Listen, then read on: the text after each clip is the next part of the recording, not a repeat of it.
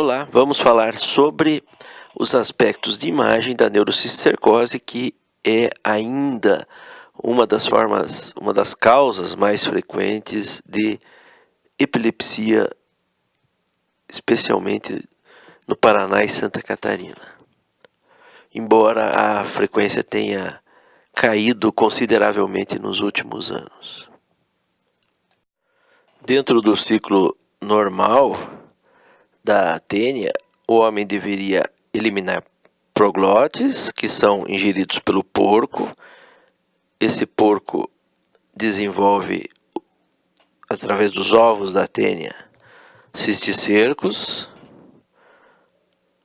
E estes cisticercos, quando ingeridos pelo homem, vão até o intestino e vão gerar a tênia, que cresce e vira tênia adulta. Então esse é o ciclo normal. Na cisticercose, o homem entra no lugar do porco no ciclo.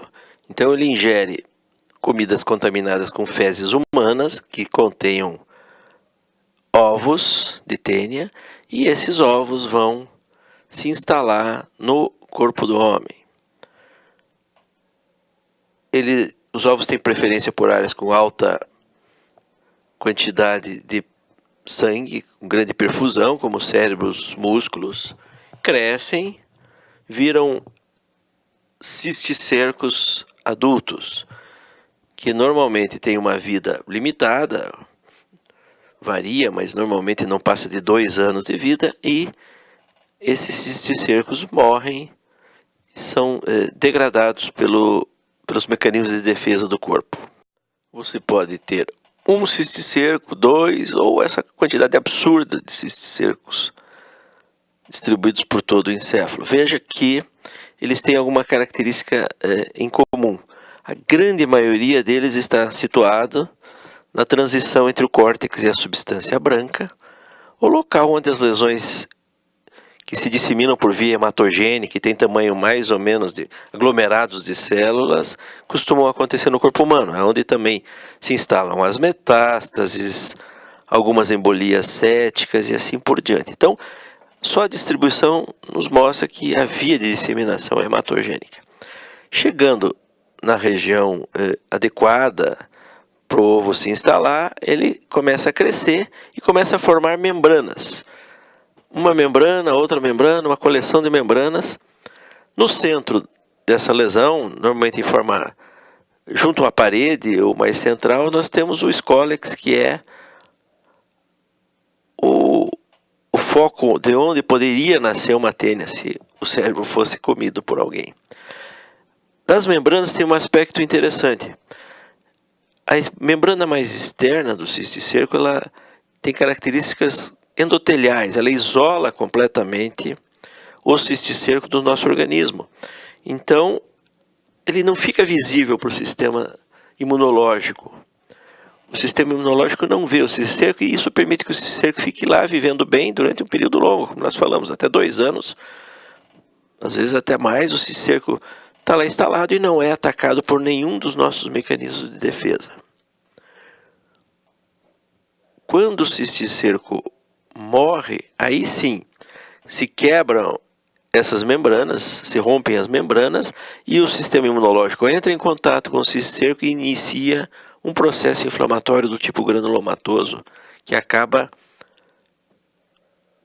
curando, eliminando parte ou grande parte desse cisticerco. Ao fazer um exame de imagem, eu posso encontrar o cisticerco numa das diversas fases da sua vida. E conforme de que fase eu esteja, o aspecto vai variar. Inicialmente, nós temos a fase de cisto, que é muito parecido com o cisto de outra natureza em qualquer parte do corpo. Então, uma lesão arredondada, com conteúdo parecido com a água, paredes lisas, que podem ou não ser bem identificadas. Esse cisto vai ter esse aspecto enquanto o cisticerco estiver vivo. Quando o cisticerco morrer, a primeira coisa que nós vamos perceber é um aumento progressivo do sinal do seu conteúdo, que vai deixar de ser parecido com a água e ficar mais branco ou mais leitoso. E o escólex, que é a parte realmente viva do cisticerco, vai desaparecer. Então, quando o cisticerco está evoluindo, morreu, está sendo destruído pelo sistema imunológico, nós vamos ter a fase de granuloma, a fase granulomatosa. O que caracteriza? Grande quebra da barreira hematocefálica. Então eu vou ver realce pós-contraste nas paredes do cisto e um edema vasogênico, ou seja, que predomina na substância branca ao seu redor. É uma fase bem característica e muitas vezes o paciente começa a ter sintoma nessa fase. Enquanto tem o cisto não gera reação inflamatória, a pessoa é assintomática. Quando o cisticerco morre, aí sim o processo inflamatório desencadeia convulsões. Encerrado o processo inflamatório, fica como sequela normalmente uma calcificação, que normalmente então é pequena, menos de 5 milímetros, arredondada, bem densa, colocado normalmente em posição superficial, né, por causa daquela posição preferencial do cisticerco na junção córtex-substância branca ou no sulco cerebral. Claro que existe um processo de gliose em torno dessa calcificação, mas dificilmente nós conseguimos identificar isso nos exames de imagem. Raramente o cisticerco, em vez de ficar dentro do parênquima, ele pode cair numa das cisternas. E daí ele não consegue crescer, ele tem o que se chama de degeneração hidrópica. Morre o cisticerco, desaparece o escólex, mas o cisticerco incha. Então, ele forma como se fosse uma bexiga que fica situada dentro dos espaços líquidos, nas cisternas da base principalmente. Essa forma é chamada de forma racemosa. Normalmente vários cistos se agrupam ali, dando um aspecto de cacho de uva. Então a forma racemosa é rara, mas é bem interessante. Outras apresentações frequentes e menos específicas são uma meningite, né, se essa forma de cisticercos no espaço licórico romper, ele vai gerar um processo inflamatório, que normalmente existe em volta da base, forma uma meningite crônica, muito parecida com a tuberculose ou com a meningite fúngica, né? Ela espessa as meninges da base, é muitas vezes acompanhada de infartos lacunares, por oclusão dos vasinhos perfurantes. Outra forma que também acontece é a hidrocefalia. E é uma causa que frequentemente leva a óbito no paciente com cisticercose. Pode acontecer por dois motivos. Uma, a própria meningite. Então, se fizer uma meningite de base, uma das consequências é a dificuldade de circulação licórica e dilatação do sistema ventricular. E a outra é a obstrução direta do sistema ventricular por um cisticerco. Uma outra maneira de eu pensar o cisticerco é pela localização. Então ali, o cisticerco pode estar intraparenquimatoso, né? Veja aqui esse exemplo, olha que bonitinho o cisticerco ali no cerebelo, na junção do córtex com a substância branca, dá para ver o escólex. Veja que é uma lesão com sinal parecido com o da água, não tem edema em volta. Então esse é o cisticerco intraparenquimatoso. Só lembrando, é raro no cerebelo por quê?